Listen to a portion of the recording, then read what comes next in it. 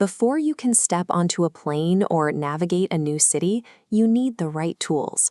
Today, we're building the specific English vocabulary and grammar required to plan a trip and describe the adventure afterward. This image highlights our first baseline variable. Think of a suitcase as your personal, portable base camp. Much like a turtle's shell, it is the primary physical containment unit for carrying your necessities as you travel. But that packed bag won't get you far without this. A passport is the mandatory, legally binding document required to cross international borders. Securing your belongings in a suitcase and carrying your passport are the non-negotiable first steps of global navigation. Without them, the journey cannot begin. Once you are packed and legally cleared, you must reach the correct departure zone.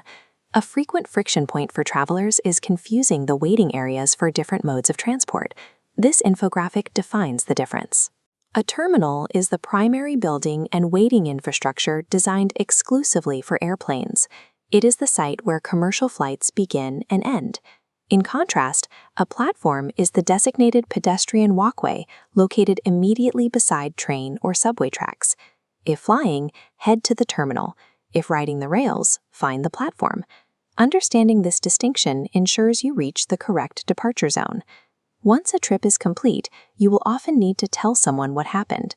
The challenge is recounting a finished experience when the exact time it occurred is not specified. This chart demonstrates the present perfect simple tense. Green arrows bridge past actions to present reality.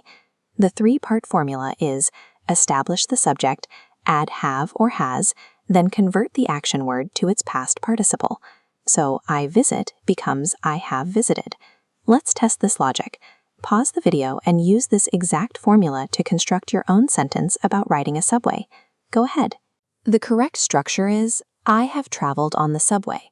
Mastering this formula provides the linguistic structure to connect past actions with your current situation. Let's apply this system. We will combine our location variables with our grammar bridge to describe two specific traveler scenarios. This illustration shows James. He is at the hotel, but he made an error before leaving the house. Applying our formula, we describe his status. James has packed the wrong suitcase. Now look at our second traveler, Hazel, who is waiting by the train tracks. We apply the same formula to describe her situation. Hazel has arrived at the platform. By combining these specific travel nouns with the present perfect framework, you can now clearly communicate where you've been and what has happened along the way.